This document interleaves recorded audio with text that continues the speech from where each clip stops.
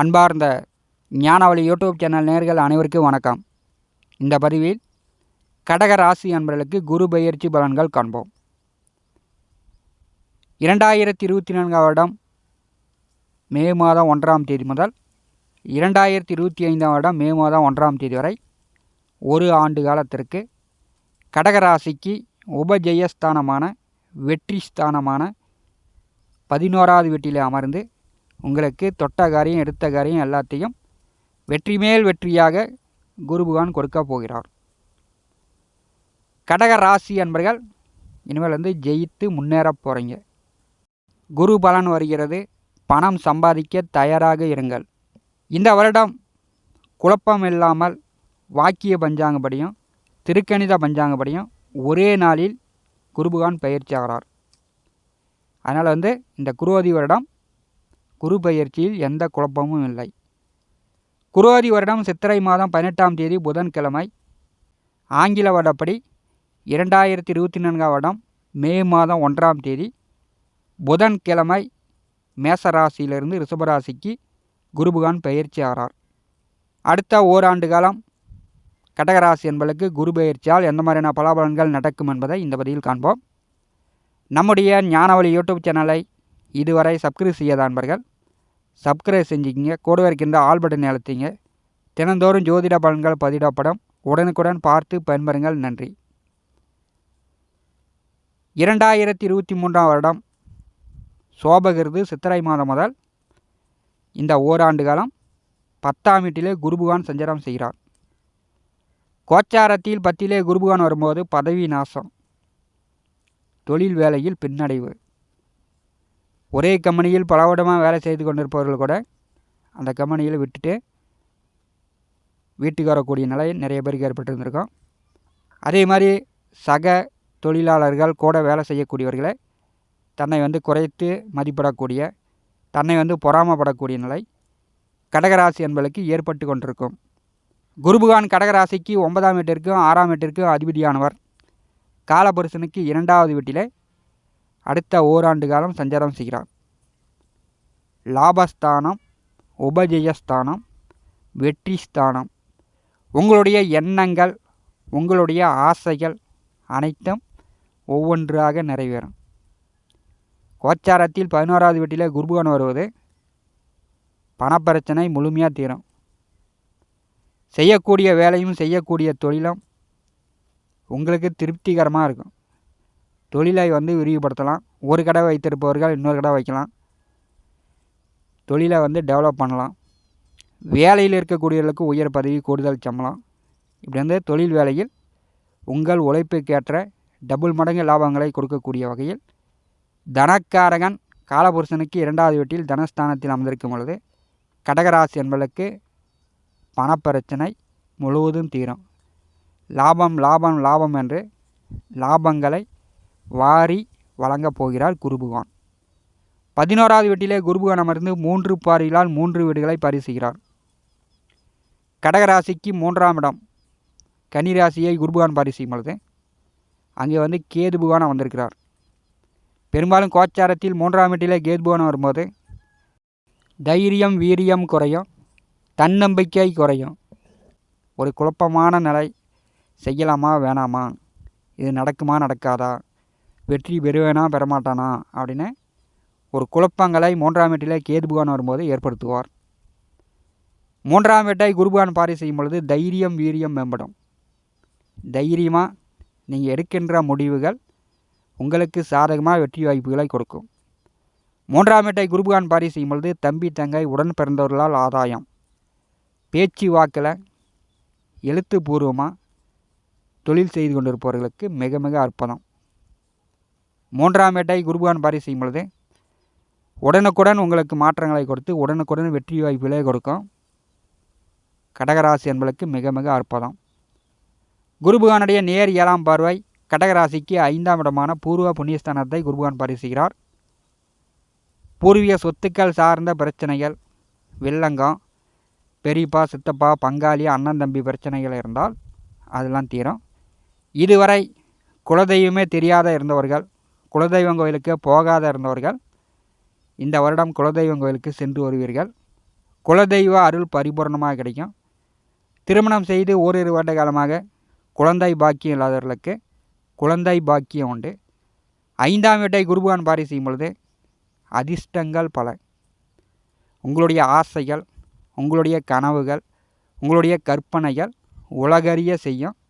குருபகவானுடைய நேர் 7ஆம் பார்வை பூர்வ புண்ணியஸ்தானத்திற்கு இருக்கும்போது கடக ராசி என்பர்கள் உங்களுடைய எண்ணம், மன ஆசைகள் அனைத்தும் நிறைவேறப் போகிறது.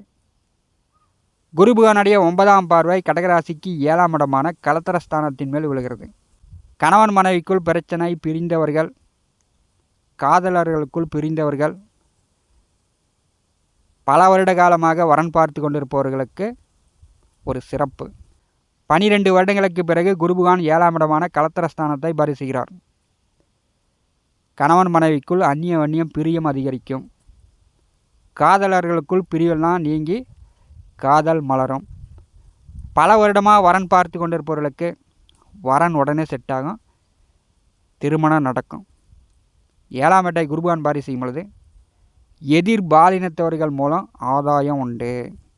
ஆண் பெண் இருபாலினரும் ஒரு வேலை, ஒரு தொழில் செய்து கொண்டிருப்பவர்களுக்கு அடுத்த ஓராண்டு காலம் பணம் கொட்டும். 7ஆம் வீட்டை குருபகவான் பார்வை செய்யும் பொழுது கூட்டாக முயற்சி செய்து கூட்டாளிகளுடன் ஒரு கடை வைக்கலாம், தொழில் செய்யலாம். உறவினர்களுடன் கூட்டு சேர்ந்து ஒரு வியாபாரம், தொழில் செய்யலாம். 7ஆம் வீட்டை குருபகவான் பார்வை செய்யும் பொழுது கடகராசி இல்லத்தரசிகளுக்கு மாமனார் மாமியார் மூலம் ஏற்பட்ட சண்டை சச்சரவுகள், மனஸ்தாபங்கள்லாம் நீங்கும். மாமனார் மாமியார் உங்களுக்கு ஆதரவாக இருப்பார்கள். அதே மாதிரி 11ஆவது வீட்டிலே குருபகவான் அமர்ந்திருக்கும் பொழுது மருமகன் மருமகள் அவர்களுடைய எதிர்காலம், அவர்களுக்கு செல்வாக்கு சௌக்கியம் உயரும். 11ஆவது வீட்டிலே மருமகன் மருமகள் அவர்களுக்கு நல்ல அந்தஸ்து வாய்ப்புகளை குருபகவான் கொடுக்க போகிறார். எதிர்வரக்கூடிய ஓராண்டு காலம் கடகராசி என்பர்கள் உங்களுடைய எண்ணம் போல் உங்களுடைய உயர்வு இருக்க போகிறது, வசதி வாய்ப்புகள் இருக்க போகிறது. கடகராசிக்கு 3ஆம் வீட்டை குருபகவான் பார்வை செய்யும் பொழுது முயற்சித்த காரியங்கள், தொட்ட காரியங்கள், எடுத்த காரியங்கள் வெற்றி. மூத்த உடன்பிறப்புகளால் ஆதாயம், இளைய உடன்பிறப்புகளால் ஆதாயம். ஏன்னா குருபகவான் வழிகாட்டக்கூடியவர். எந்த வீட்டில் அமர்ந்தாலும் அந்த வீட்டின் வழி நன்மைகளை கொடுத்தே தீர்வார். 9 நவகிரகங்களில் சுபகிரகம். 6ஆம் வீட்டின் அதிபதி 11ஆவது வீட்டில் அமர்ந்து பூர்வீக புண்ணியஸ்தானத்தை பார்வை செய்யும் பொழுது உங்களுடைய கடன், நீங்கள் எவ்வளவு கடன் வாங்கினாலும் சரி, உங்கள் பிள்ளை சம்பாதிக்கக்கூடிய வயதில் இருக்கிறார்கள் என்றால் உங்களுடைய கடனை அடைத்து விடுவார்கள். உங்கள் பிள்ளைக்கும் உங்களுக்கும் சண்டை சச்சரவுகள், பிரச்சனை இருந்தால் அதெல்லாம் தீரும். 6ஆம் வீட்டின் அதிபதி 11ஆவது வீட்டில் அமர்ந்திருக்கும் பொழுது ஒரு கம்பெனியில் வேலை செய்து கொண்டு இருப்பவர்களுக்கு உயர் பதவி, கூடுதல் சம்பளம், ப்ரமோஷன் இந்த குரு பெயர்ச்சியில் எதிர்பார்க்கலாம். அதே மாதிரி தொழில் தொடங்கணும், ஒரு கடை வைக்கணும், வர்த்தகம் பண்ணணும், தொழில் தொடங்கி முன்னேற்றம் அடையணும் அப்படின்னு இளைஞர்கள் காத்து கொண்டு இருப்பவர்களுக்கு இது ஒரு அற்புதமான காலகட்டம். தொழில் தொடங்கலாம். நீங்களே சுய தொழில் தொடங்கி நல்ல முன்னேற்றங்களை ஏற்படுத்தி கொள்ளலாம். அதற்குண்டான வாய்ப்புகள் இந்த குரு பெயர்ச்சி கடகராசி என்பதற்கு காட்டுகிறது. கோச்சாரத்தில் சனி பகவான் அஷ்டமத்திலே அமர்ந்திருக்கிறார். கடகராசி என்பர்கள் அஷ்டமச்சனியின் பாதிப்புகள் குறையும்.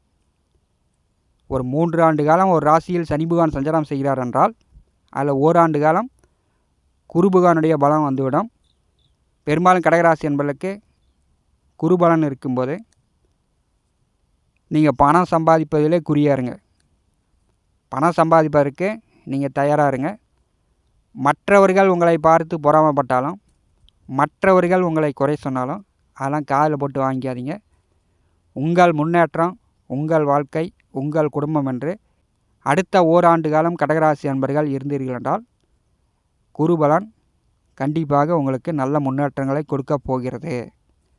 அஷ்டமச்சனியின் பாதிப்புகள் அறவே தீராது. அப்போது உங்களிடம் வெளிப்படும். பேச்சில் தன்மை வேண்டும். யாருக்கு வாக்கு கொடுக்கக்கூடாது, யாரையும் குறைத்து பேசக்கூடாது, யாரையும் மட்டு மரியாதை இல்லாமல் கடகராசி அன்பர்கள் பேசக்கூடாது. அஷ்டமச்சனி என்பது 2ஆம் இடத்தை பாரி செய்கிறார். உங்களை மட்டு மரியாதை இல்லாமல் நீங்கள் மற்றவர்களை பேசும்போது, அது குடும்பமாக இருந்தாலும் சரி, சுற்று வட்டார பகுதியாக இருந்தாலும் சரி, யாரையும் மட்டு மரியாதை இல்லாமல் பேசாதீங்க. உங்கள் வயதிற்கு மூத்தவர்களை மதியுங்கள். குருபகான் என்றாலே வழிகாட்டி. 11ஆவது வீட்டிலே குருபகான் அமர்ந்து உங்கள் வயதிற்கு மூத்தவர்கள் சொல்லக்கூடிய அறிவுரையை ஏற்றுக்கொள்ளுங்கள். 11ஆவது வீட்டிலே குருபகான் அமர்ந்திருக்கும் பொழுது வயதில் மூத்தவர்களை மதிக்கும்போது, அவர்களுடைய அறிவுரை பெற்று நடக்கும்போது நம்முடைய வாழ்க்கையும் நேரு வழியில் செல்லும். சுய ஜாதகத்தில் குருபகான் வக்கரமடைந்து அஸ்தங்கமடைந்து நேசமடைந்து இருந்தார் என்றால் கோச்சார குருவை பலப்படுத்த வேண்டும். வியாழக்கிழமை காலை கொண்டக்கடலை குருபகானுக்கு மாலை சாற்றி குருபகானை வழிபடுங்க. கடகராசி என்பதற்கு உபஜயஸ்தானத்தில் அமரக்கூடிய குருபகான் உங்கள் உயர்வுக்கு வழிகாட்டுவார். இந்த காணொலியை பற்றி உங்களுடைய மேலான கருத்துக்களை நம்முடைய கமெண்ட் பாக்ஸில் பதிவு செய்யுங்கள். என்னுடைய ஜோதிட கணிப்பிற்கு மிகவும் பயனுள்ளதாக இருக்கும். நண்பர்களே, நம்முடைய ஞானவழி யூடியூப் சேனலை பார்த்து கொண்டிருக்கக்கூடிய அன்பர்கள், இதுவரை சப்ஸ்கிரைப் செய்யாத அன்பர்கள் மறக்காமல் நம்முடைய சேனலை சப்ஸ்கிரைப் செய்து கூட இருக்கின்ற ஆல் பட்டனை அழுத்திங்க. தினந்தோறும் ஜோதிட பலன்கள் பதிவிடப்படும். உடனுக்குடன் பார்த்து பயன்பெறுங்கள். நன்றி, வணக்கம்.